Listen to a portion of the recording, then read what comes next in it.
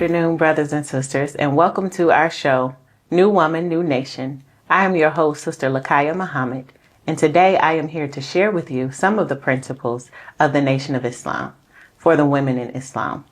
We are dedicated to the re-education of the Black woman in America as taught by the Honorable Elijah Muhammad through his representative, the Honorable Minister Louis Farrakhan. Today, I will share one of the training units of the MGT class, which stands for Muslim Girls in Training, on how to rear your children. I have Sister Tamiko Muhammad here, who is a child development expert, and she will share some of what she knows. Assalamu alaikum. Wa alaikum salam. How are you, sis? I'm good. I thank you so much for this opportunity. Thank you. Yes, ma'am. Thank you for coming and sharing with us what you know. So I wanted to start with some general questions. So can you tell us a little bit about your introduction to the Nation of Islam? Did you grow up in the Nation of Islam, or how did you hear about it? Okay, so my introduction to the Nation of Islam was actually through someone who I was very close to. It was a brother who introduced me to I guess just not necessarily the teachings, but just introduced me to this way of life. He was kind of like a guide, so to speak, guiding me towards this direction. But when I finally came to realize that this is something that I wanted to study and explore, I became a student on my own of the Most Honorable Elijah Muhammad. And as a senior in high school, I became very enamored with this black man who wore this fez and the star and crescent, and I just couldn't shake, his demeanor, and I wanted to learn more about him. So my teacher at the time, my English teacher, gave us an assignment. We had to write a paper on someone who was very influential to us. Now, mind you, my experience or my journey as a student in school was not very good. I was an average student. I was a C person. Yes, yeah. So, because, school never really impressed me. I didn't feel like I was able to engage. And of course, that was rooted in the fact that I didn't know myself. I didn't understand myself, and the so-called education that I was receiving didn't reflect myself. So when this assignment came up, I was very excited. And I went and got one of the books that has no kind of sufficient amount of information on Most Honorable Elijah Muhammad. Yes. And I was just reading it, and I was just so excited about this man. So it was my last senior paper, and my teacher came to me and she said, "Tamiko, that's the best work that you have done all year." Wow. And so for me to began to, study, because it started after I wrote that paper. I started going to the mosque that's located in Memphis, Tennessee, 873 Vance. And I just dived into all of the unknown and basically began to answer questions that, as a little girl, that I've always wanted to know about. Who is God? Who am I? Which is the question that I've always asked myself, as a teenage girl. I didn't know who I was. I didn't know why I was here. Why am I black? Why are they white? These are the things that I was hungering for the answers to these questions.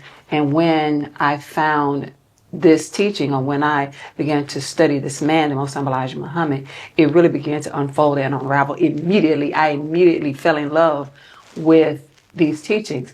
But what really got my attention was when I would go to the mosque and I would see these beautiful women, and in this white, and they were all dressed like angels to me. And I was like, wow, this is just so beautiful. So that was the bait, that I bit and it just brought me on in. It was the respect I saw for the woman, the love I saw for the woman, the beauty of the woman, and how she was standing and sitting, and how she was so well poised. And that was something that I wanted to be a part of. It was hook, line, and sinker from there.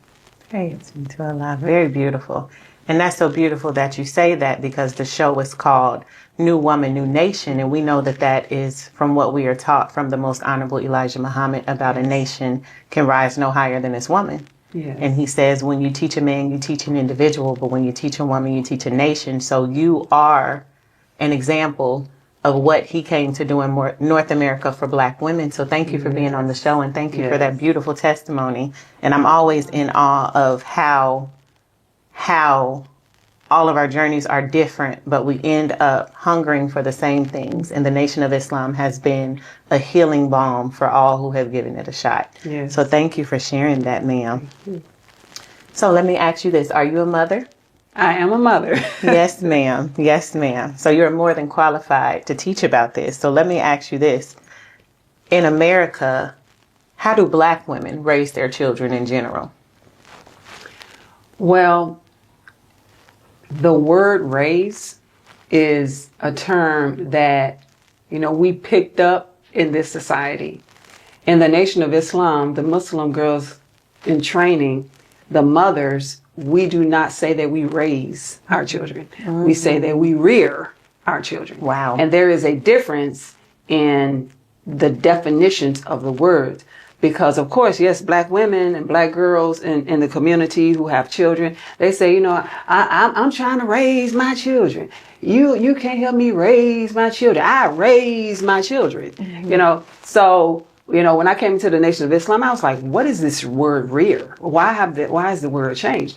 So when you define the word raise, it means to lift up. Wow. It means to just raise in position. Wow. But the word rear means to nurture. Wow. To foster, to actually intentionally and purposefully be involved in stage by stage development. Usually they attribute this word with a horse, when you're rearing a horse, because it's a more civilized term, because actually you're doing that with a human being. So when we say raise, we actually can't raise our children because we're not rearing our children. Wow. They're not being nurtured. They're not being fostered. So we are raising children that are not even worthy to be raised. So in this class that we're taught in the Nation of Islam, we understand that principle, not to just raise a child because they look good or they got light skin and curly hair or we have money and we can put the best clothes. We want to rear them into the knowledge of who they are, into the nature of who they are. So that's the difference between the Black woman in this world not having the knowledge of self, of how to rear her children, versus rearing our children in the Nation of Islam as we're taught by the Muslim Elijah Muhammad. Wow. Oh my God, that is so beautiful. Goodness. That is so beautiful, and it's so profound, because in the Nation of Islam, we're taught to parse words. Mm-hmm. And we're taught to clear words. That means get to the root of what the word really means. And so why don't we call our offspring kids? This is a pet peeve of mine. This is kind of a soapbox, because I don't like when we call our children kids. But the reason why we don't call our children kids is because a kid is a baby goat. So we don't want to call the MGT. We do not call our children kids because it's talking about a goat. Now, we in the Google nation, or we're in the Google season now, or that time where, we got information right at the point of our finger. Mm-hmm. So when we Google kids, it's going to come up a child. Mm-hmm. But when you go to an unabridged dictionary, which is something that I've studied for many years, mm-hmm. when you go to an unabridged dictionary, it's going to say a baby deer, mm-hmm. or it's going to say a baby goat. Mm-hmm. So, we're not in the habit of calling ourselves kids, because in the Bible, it didn't say ye are all kids. Come on. It said ye are all God's children of the Most High, not kids of the Most High. So we have been trained in this society to use language, excuse me, and language from a developmental standpoint, social and emotional development is very, very important when it comes to our children. Because whatever we're saying, they're absorbing, as Yama Minister Louis Farrakhan says. He says in, I think it's The Priceless Value of the Mother, where he says that the language, we concretize the language or whatever it is that we're saying that becomes a thought, or that becomes concrete in the child. Wow. So if we are not able to make, model, or purposefully, once again, those words are very, very important when we're rearing children, Yes, purpose and intentional with our language, then we're going to have baby goats. Oh, this is what we're going to bring into the world. So we want to call them children as God intended, because they are his children. And we want to make sure that that language is going to be elevated in a righteous way as it pertains to their development, what they hear, and understanding, who they are. So we got to be careful what we call our children. Yes, ma'am. Wow. Beautiful explanation. And you also said something, you sent me something, you said we are the agents of God. Yes. We do not own our children. How do you help a mother whose children are her world, who feel like I do own them? I'm the only one love them. Can't nobody love them like me. How do you help her grasp the concept of what you were saying about us being agents of God, but we do not own our children? We live in a society where, unfortunately, we have not received a lot of training when it comes to parenting. So we think that I'm having this child, I put the child there, or me and this guy, we came together, we did this. Mm-hmm. But what we are learning as women under the leadership of the Honorable Minister Louis Farrakhan is that, no, we did not put the child there. Mm-hmm. God put the child there. That's right. Come on. He allowed, or he has created within us this environment of gestation. And through the process of procreation, you have the ovum and then you have the sperm to come together to create this life. And of course, both of them are cells of life. Mm-hmm. So the permission is by God's permission. Mm-hmm. And we do not, we're not involved in that decision. We just find out, hey, I missed my cycle. Yes, ma'am. Yes. I missed my cycle.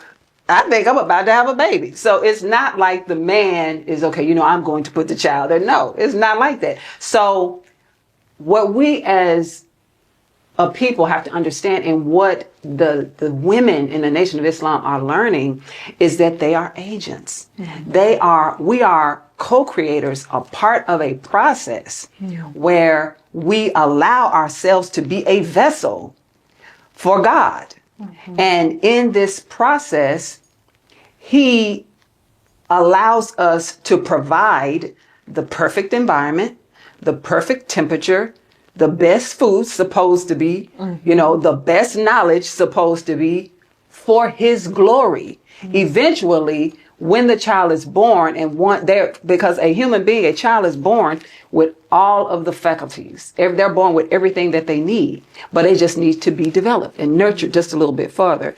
As the Holy Quran says that we are born complete yet incomplete. Yes, so there's still a lot more development that needs to take place. We got everything that we need physically, but we need this extra training to reach that predetermined goal.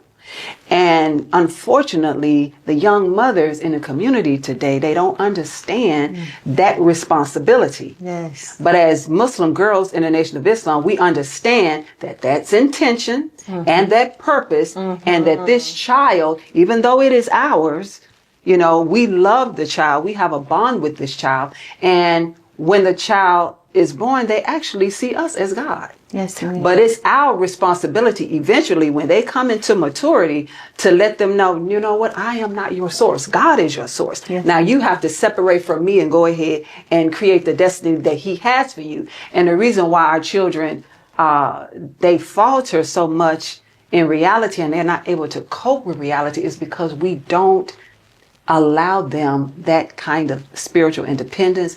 And honestly, we don't allow developmental independence as even, 5 and under. Yes. Which is the reason why we struggle with all of these tantrums, which is the reason why we struggle with the child not listening to us, the child being defiant, because we are not the source. We can't fulfill everything that the child needs. So we have to at a very early age began to start teaching them how to depend on God. Wow. We really do. Oh, and in early childhood educational terms, it's called self-regulation. Yes, it's a God power. But we have to start teaching them, working them away from us.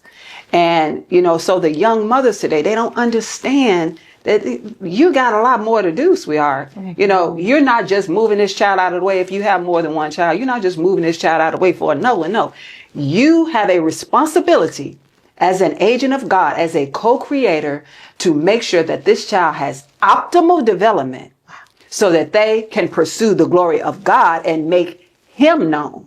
And this is the assignment of the MGT in the Nation of Islam.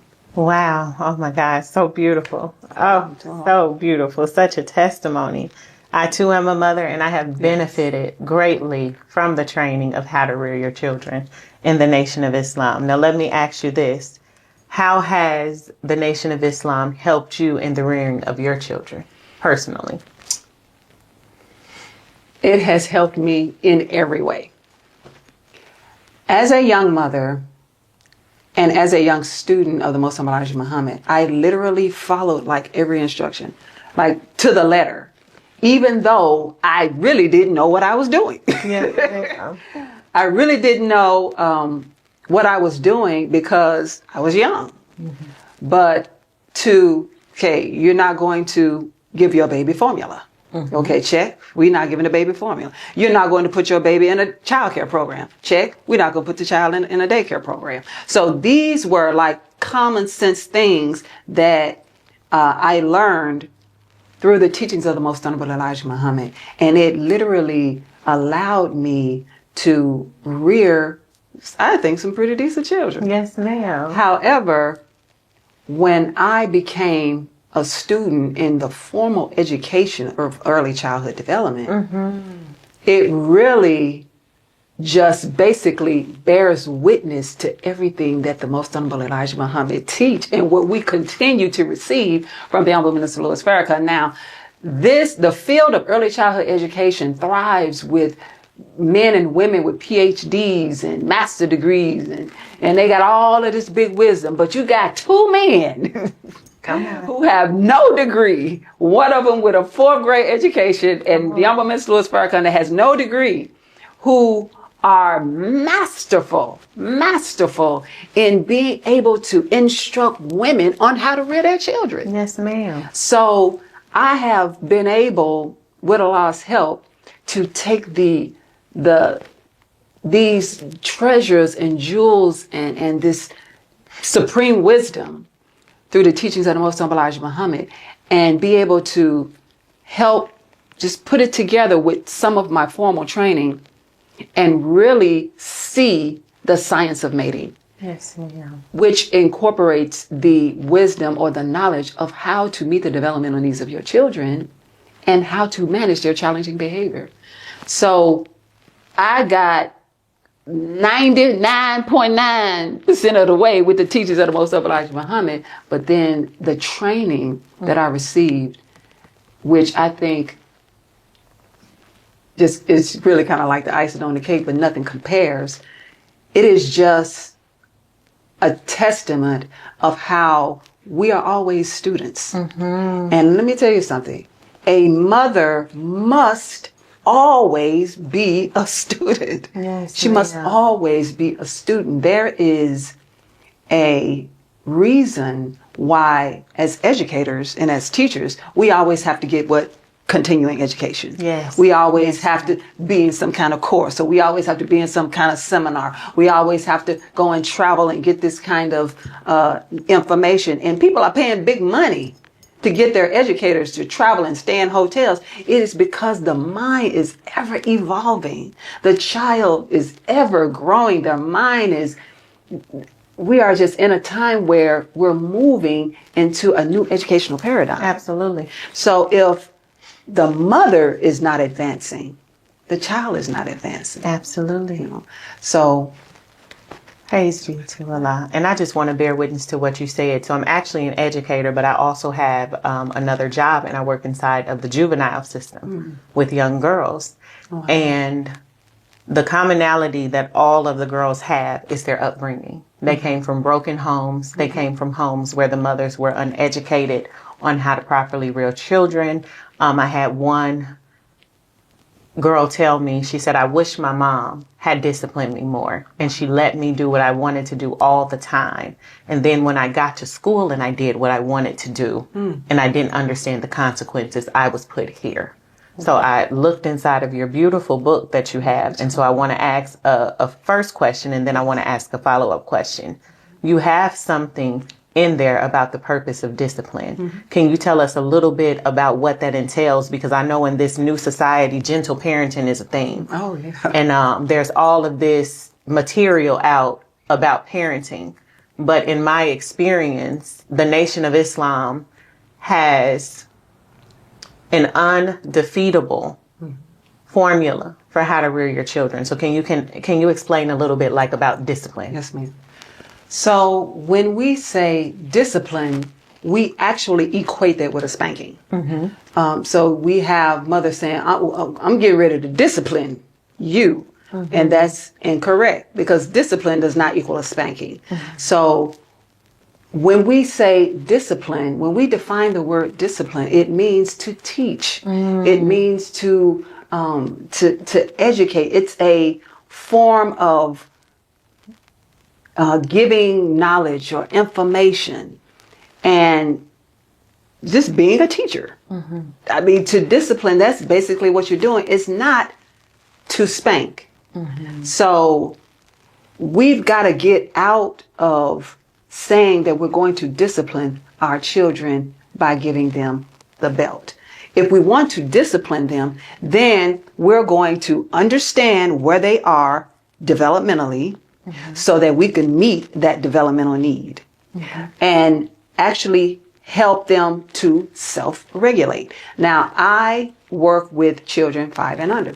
Okay. So that's my field and I'm sticking to it. Yes, ma'am. Absolutely. Because that is, in the formative years of life, that is really the basis of an adult human being. So whatever it is that a child knows at 2, they're going to be that at 20. Whatever a child knows at 3, whoever they are at 3, they're going to be that at 30. So discipline is more appropriate in laying some house rules and encouraging your children to follow a simple rule. Don't jump on the couch. Right. You know, pick up your shoes, or we do not wear shoes in the home. Wash your hands after you use the restroom. Just rules, simple rules. And this allows us to become, in a sense, train the child to be trained in a way to where now they are disciplined. Okay, so it is not that we want to spank. Spanking has its place, and there is a developmentally appropriate way to spank. And I go over that in the book. Yes, ma'am. So, you know, you're not going to, for example, you're not going to take a stick and put it on a 1-year-old. You don't even have to really use anything. If you reach the child at a certain level of development, a tap is good enough, you know, just to be able to refocus, because everything is from cognitive development. Senses. A child 5 and under, they're learning through their 5 senses. So a firm look, understanding how to apply what we would say reinforcement, or being able to get them to follow an instruction. We want them to understand the pleasure, and we want them to understand the negative, or the positive and the negative. So, which is based in morals. So when we try to self-regulate the child, then we're trying to help build morale. So your discipline, it's not in your belt. It's not in knocking the child across the room. It is in how, first of all, how you model, how the mother models herself. Are you doing the same thing that you don't want your child to do? Because modeling is actually the number one way to get a child to do whatever it is that you want them to do. Wow. Through modeling. Wow. Just saying, you know, what you say and doing what you say. It's because what's that saying is, do what I say, not as I do. The child don't understand that. They're going to do what they see. Right. So discipline is getting down into the hard work of being a parent, making sure that you have limits and expectations for your children, and making sure that you have limits and expectations for yourself. Yes, ma'am. And then as we learn, about Jesus had disciples. Now, at the root of the word discipline is disciple. Right. And I go over this in the book. Right. So he had 12 disciples. You think Jesus was going around beating them up against the head? All right, now, come on now, Matthew. You got to do this. Of course not. It was just uncivilized. We're talking about a man of God beating people. No. But he rebuked them, or he corrected them.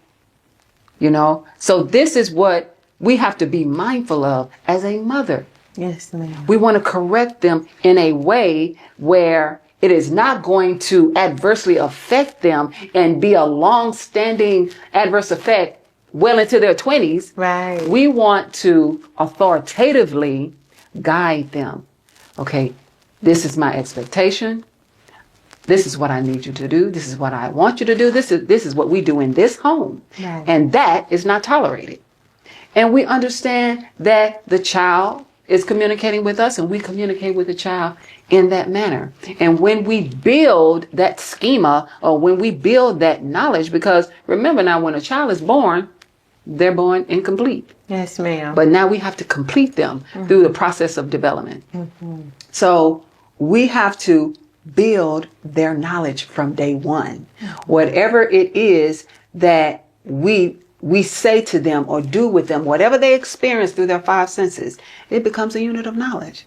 So whatever it is that we want them to do, it becomes a part of their discipline. Yes, ma'am. So we don't have to go grab the shoes and the belts and all of these different kinds of stuff. All we have to do is teach. Yes, ma'am. That's it. Yes, ma'am. Wow, just the eloquence that you have and the knowledge that you have on it is so informative to me, even as a mother. So thank you for sharing that. Wow. So I want to get into something that you said. You talked about advancing our children and how in the Nation of Islam, we believe in advancing them quickly. Yes. Can you tell us how our perspective in Islam and what that is, how it differs from the educational system that doesn't allow the child to enter into kindergarten until they're 5? Wow. Yes. So this is controversial in many ways. And for me personally, I dislike how the American educational system handles our children. Not only in K through 12, but even early childhood education, because they're two different forms of education. The children are learning in two different ways. Yes, ma'am. You have K through 12, which is based on testing, based on these skills that they develop through taking a test to pass on to the next level. But in early childhood education, it's different. It's based from a developmental standpoint. But even still, they have delay in early childhood education. So in the American school system, being developmentally appropriate, or a developmentally appropriate practice, is making sure that the child is culturally being, for lack of a better word, involved culturally with the child, age appropriateness, and meeting the individual need. Okay. So if we have this group of children who are they're 2-year-olds. And you have this 2-year-old, they kind of advance. And you can tell that this child, they know their numbers and everybody don't. Right. However, in this school system, in this educational system, it's not developmentally appropriate for us to start teaching that child numbers or letters, because they are not quite, it's not developmentally appropriate for that stage. Right. So we don't follow that in the Nation of Islam. If our children, as Muslim girls training in this class, if we see that our 1-year-old look like they're done learning how to sort, they're done learning, this is a good example.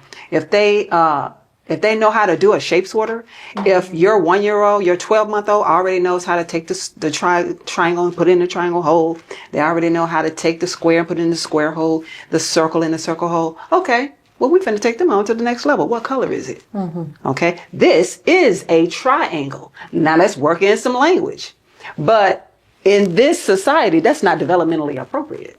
So in a daycare program, in a childcare program, you have children that are being dumbed down because no one has the time or the patience or the energy to provide challenges for our children.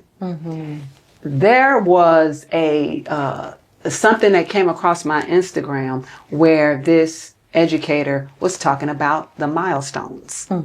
And she was saying of how it's really strange because I literally looked at the milestones chart like a week ago. And I noticed that it was weird. It was like shorter. The goals were shorter and it didn't have any other information on, what to look out for. But I found, I've been studying, milestones for many years. So I found a milestones checklist from 2012. Okay. And it is more informative, literally like in depth of more goals of what to expect from your 1-month-old, your 2 months, all the way up to 5 years. Wow. And it even has red flags. Your child may not be, you need to look into this if your child is not making eye contact with you. You need to look into this if your child is having issues with sensory.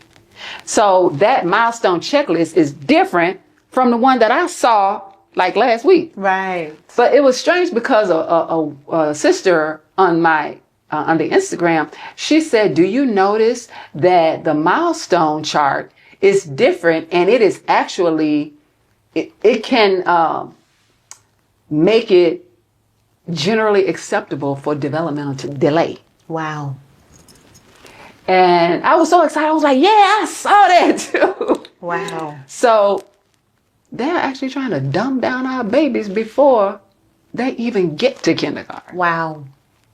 Isn't that something? Wow. And first 5 So the priceless gift that we have as students of the Most Honorable Elijah Muhammad and as mothers in the Nation of Islam is that we do not limit our children. It is developmentally appropriate for us to be able to understand where that base level of child development is. And then once they know it, then we're taking them on up to the next level. And we get a perfect example in that when we talk about Master Father Muhammad, when we talk about Yaqub, when we talk about Master Father Muhammad, it says in the history that he knew that he was going to be pushing the enemies into a lake of fire at the age of 6. 6. Yes. He knew that he was going to be doing these powerful things of rulership at such a young age. Yaqub knew that he was going to make a people that was contrary to the people of God by playing with 2 pieces of steel. How old was he? He was 6 years old. 6 years old. Okay. 6 years old. But just think about, what is a 6-year-old doing nowadays? Okay. Then Mr. Louis Farrakhan said in a lecture, he said, what is your 6-year-old doing? They still trying to put the star in the hole, Come on. He said, but that's something that they can master at 11 months. Come on. It's time for them to move on. So our history in the Nation of Islam bears witness to us, and it gives us an example as mothers to not settle, not sit on your child's intellect. Yes. Because when we do that, we are robbing them of the God potential because the enemy has already pushed them back. Yes. He is already setting them up for developmental delay. Yes. Developmental delay doesn't just have to be autism. It doesn't just have to be the so-called disabilities that our children suffer with. It is just a delay, is a lacking in any kind of physical or cognitive development in any way. Absolutely. So we have to be careful as mothers to make sure that our children are moving forward. And this is the gift of the teachers of the Most Honorable Elijah Muhammad, because we are taught to move our children at as fast as they want to go. Yes, ma'am. Yes. So that's the difference between us in this world. Yes, ma'am. You just elaborated on that so beautifully, and it makes me think about mother being the first teacher. Yes. And you have really hit home on why a nation can rise no higher than its woman. Yes. And I know that to some who are listening who are new, this can seem so overwhelming. Oh, I did it like this so much. So can you give me at least 2 action items? What are 2 practical things that a mother who realizes that her child is very intelligent at a young age and very advanced, but say she has to put her child in childcare because she has to work? What are 2 action items that she can do to progress her child along and not hinder them with this world's educational system? Number 1, my dear mothers, it is very important that you are engaging with your children. It is very easy to solve this problem, even if your child does have to go into a childcare program. But if you, which is what I see every day, which we see moms come in and they hair bonnets and footies or house shoes, they just dropping their child off. But they go back home. So this program was set up for working parents, Yes. for parents who need childcare because they got to go to work. Yes, ma'am. But we living in a community where we have mothers who are not even engaging in their children and dropping them off just because they don't want to deal with them. Yes, ma'am. So, and then on the flip side, we got crazy daycare teachers, which I don't consider myself a daycare teacher. I'm an early childhood educator. I'm not your regular daycare teacher. I'm not your regular daycare teacher. When you encounter me, you're encountering something way several levels above that. Absolutely. So, but you still have these employees, mainly black women, who are very unhealthy. They're dying with diabetes and high blood pressure, and they're overweight and they're eating this bad food. And these are the people who are modeling for our children. So we need to be an example at home. If we understood the different levels of development, social and emotional development, fine and large motor skills, which is the fine motor skill are the tiny muscles in the hand. Large motor skills, the large muscles jumping, running, hopping, skipping. Cognitive brain development, language development, self-help skills. If we are involved with our children in each of these areas, just 5 minutes a day, equaling up to 30 minutes, instead of giving them a tablet, instead of making them sit in front of the computer, we will actually be doing more than what they're doing in the childcare program. Wow. And then another thing is, I always feel for mothers who need childcare because it's just so many. It is the biggest demand, but it is so expensive. Yes, ma'am. But, if we are able to see, this is going to take some homework on the mother's aspect, and I don't know if we're going to get a chance to talk about the event that I have coming up, but we got to think about some things before we become a mother. Yes. We have to think about some things if we even say we want to be a mother. We may not have any children. We may say, okay, one day I think I want to be a mother. It's time for you to get to studying. Yes, ma'am. It's time for you to get to studying, because what I propose is you design your caregiver. Yes. You train a caregiver. You get with someone, a young girl, someone who you trust, someone who you know, someone who's growing up with you. And you can be the same for her child, and she can be for mine. And we know each other's baby. So when the child is born, then I have someone to care for my child. We give each other our word. You care for you help me care for my child. I help you care for. That is a village. Yes. We are building a village. So it is time for us to stop looking for a childcare program, because I'm telling you, it is almost 0% that you're going to find a childcare program that it will literally be honest with you and say, hey, I'm not meeting the developmental needs of your child. Right. You're not going to find anyone who can do that and even train to do that. Yes, ma'am. So it is best to start thinking ahead as a mother. If you want children, if we want children, then we got to start thinking ahead and begin to build a village. And this is what we're going to be talking about in the event that's coming up. But it's very important, beloved mothers, please build a village. Start working with your children. If 30 minutes a day, read. If you don't have anything else to do, if you don't know anything else to do when it comes to child development, get a book. Yes, ma'am. Read a book. Simple. Yes, ma'am. You can read it 3 times a day. If you don't know what else to do, get a book at breakfast, get a book at lunch, get a book at bed. Yes, ma'am. And engage. Yes. And just that would help the development of our children. Yes, ma'am. Now tell me about this event. Tell us how we can find out about it. What is the event about? Okay. So on February the 15th, I am doing a motherhood masterclass. Yes. So it's going to be on the 15th of February, God willing, at 7:00 p.m. It is a Zoom. So you will be able to sit in the comfort of your home and go over this information of parenting. Now, this one is going to be, I think it's called Preparation for a Divine Role. Yes, ma'am. We're actually going to be going into preparing for motherhood. Soon I am going to be doing a live on who should come, but even if you are a mother, the information is just as pertinent because there are foundational stones, foundational truths that we need even as a mother as we currently are. So this particular masterclass is going to talk about the 3 stages of preparation for motherhood. Now you probably be like, wait a minute now. How is it 3 stages and where do these 3 stages come from? Well, the first stage is when you're a little girl.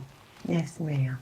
So we're going to talk about what does a little girl have to know how to be a mother? No, it's not having her go out and put on some, a nice little dress, a little short dress and start bringing in men. No, that's not what we're talking about. That is not how the little girl is to prepare for motherhood, but it's the lessons that are important for her to have as a little girl, because this is when we learn our nature. And this is when we learn how to care and nurture others. For example, through social and emotional development and setting up the dollhouse, setting up the kitchen in your daughter's room. And, a lot of people say, why are you talking about daughters? Because the daughter, she has something very, very important that she needs to know about, and that's her womb. She needs to understand that she is an eternal link. Yes. So, we want to shape her and we want to mold her and help her to understand how to care for others. Yes. So this is one of the important lessons in the first stage. You need to know the stage in your childbearing years. You need to understand what I need to be doing at the age of 16. Yes. What I need to be doing at the age of 17 in those adolescent years. Now I'm an adult woman and it's a possibility that I may have a man in my life. How do I prepare now? Yes. So we're going to go through those 3 stages and just break it down. And even if the information just be passed on to someone, if you are a young wayward girl, if your daughter is a wayward girl, she 16 years old and she almost there, she gonna come in with a baby any day. Yes, ma'am. Put her on a call. Yes, ma'am. Oh, but that is so necessary in America. Yeah, exactly. It is so necessary. Yes, ma'am. I mean, and if you are a mother, you done had 2 children, you know what? 3rd time's a charm. I'm going to get it right this time. Get on the call. Yes, ma'am. Yes, ma'am. And then, of course, you have the first-time mother who is going to receive that information firsthand, being able to prepare.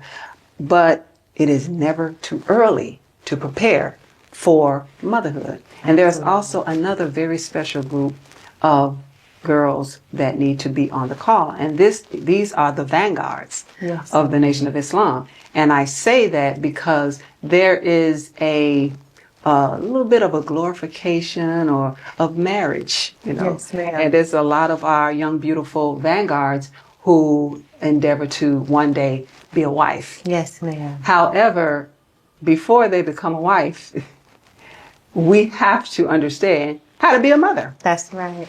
Because the key to the happiness in the marriage is for a mother to be able to meet the developmental needs of her child Yes, ma'am. and manage the challenging behavior of her children. Yes, ma'am. So if my dear sister is not able to stop a tantrum or prevent a tantrum, you know, that peace in the house, that can disturb the relationship. Absolutely. If Wow. that mother doesn't understand that, no, we can't co-sleep in here. Yeah. You're going to learn how to self-regulate. You're going to sleep in your crib, and then you're going to move on to your bed in your room. Yes, ma'am. That can upset the peace and the love in the marriage. But if the mother does not have the knowledge to help that child to move from in those stages, it can bring pain into the family, because you got a child sleeping between, you know, the father and the mother. So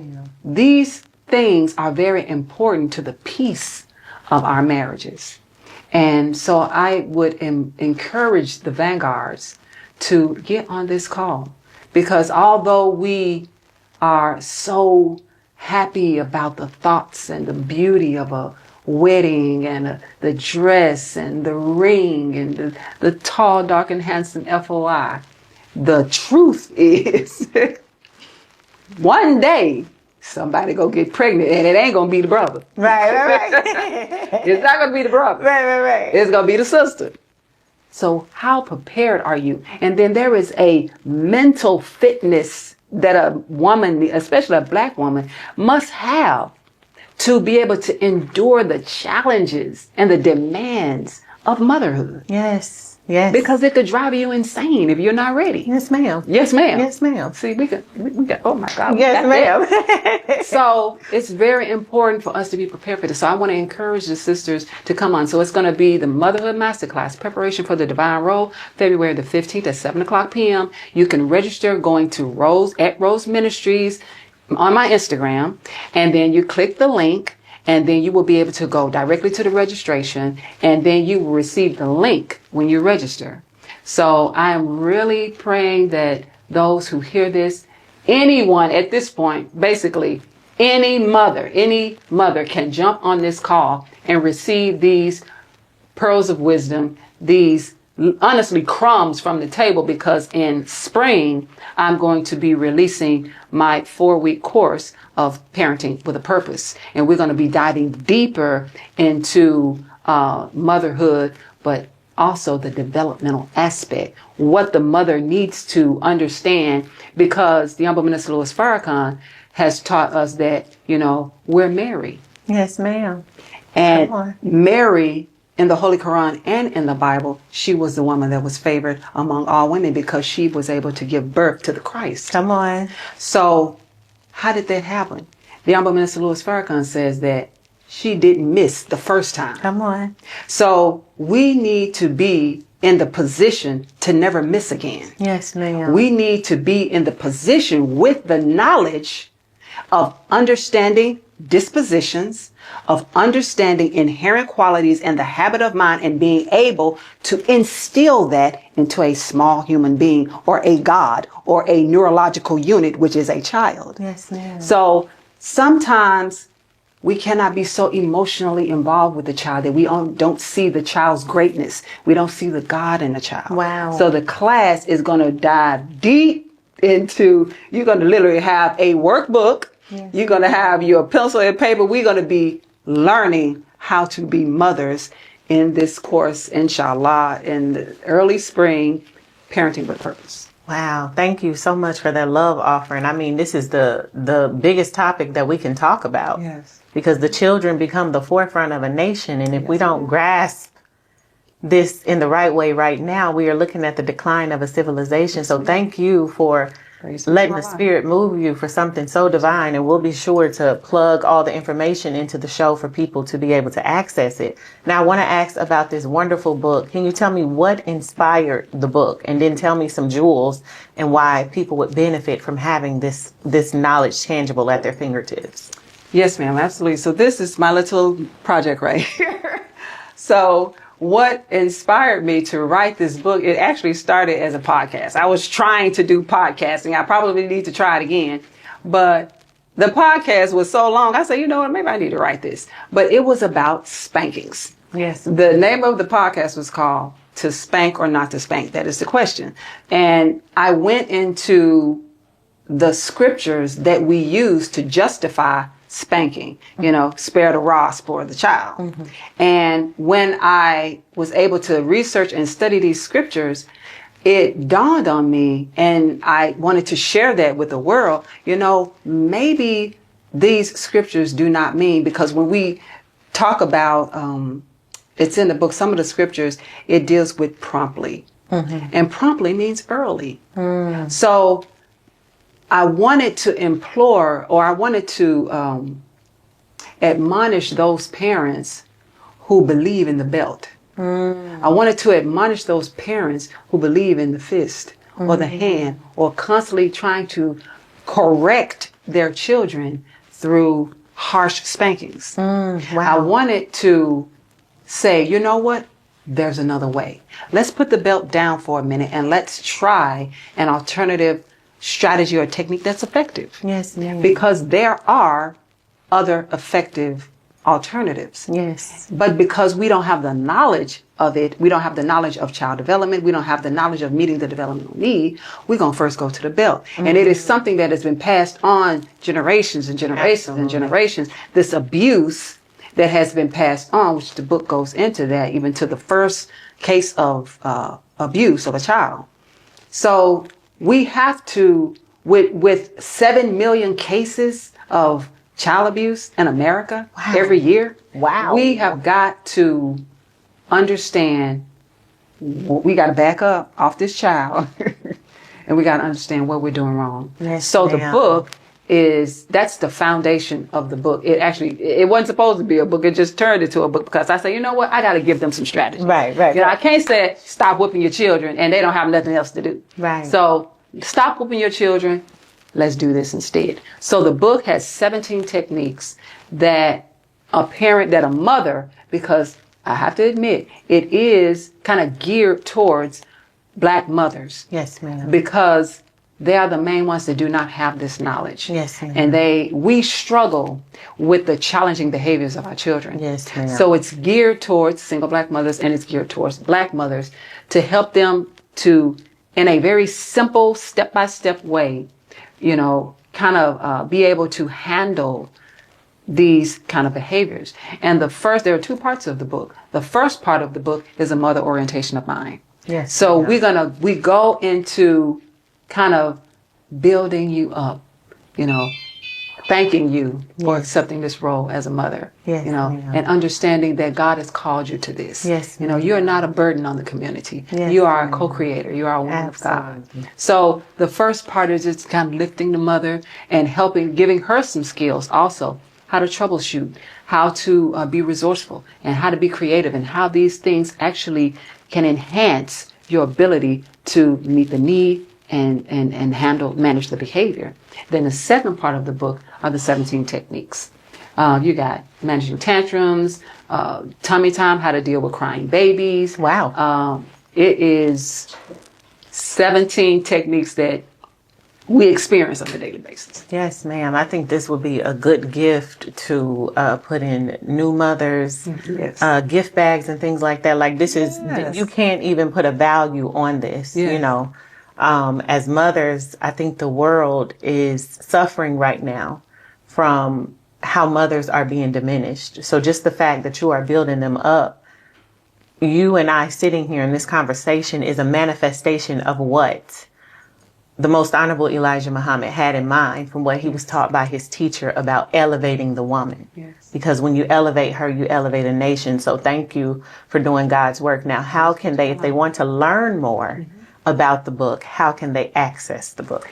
Okay, so the book is actually available on Amazon. However, I do ship them, and you can get the book the same way. It's going to be on Instagram at R.O.S.E Ministries. I don't have it set up as far as my website yet, but if you send me a DM, we can get the book to you. I accept the Cash App, the PayPal, the Zelle, and we will be able to make sure that you get your book. Yes, ma'am. Yes. Yes, ma'am. Thank you so much for sharing that. And thank you so much for being here with us. I have one more question for you.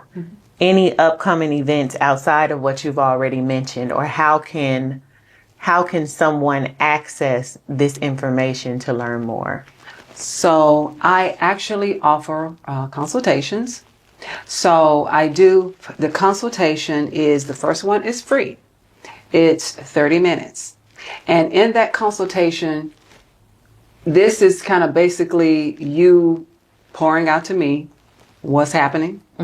And I'm able to assess the situation. We assess the child, or we observe you tell me the observations of what's going on with your child.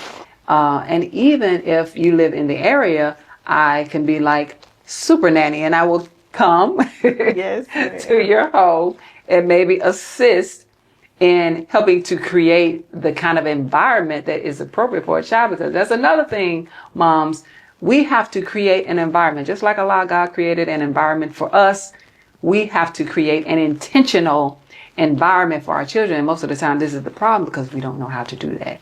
So the consultation, you can actually, there is a link. Of course, once again, R.O.S.E Ministries on my Instagram, there is a link. It will take you to the calendar. You can set an appointment, and we can set up a consultation.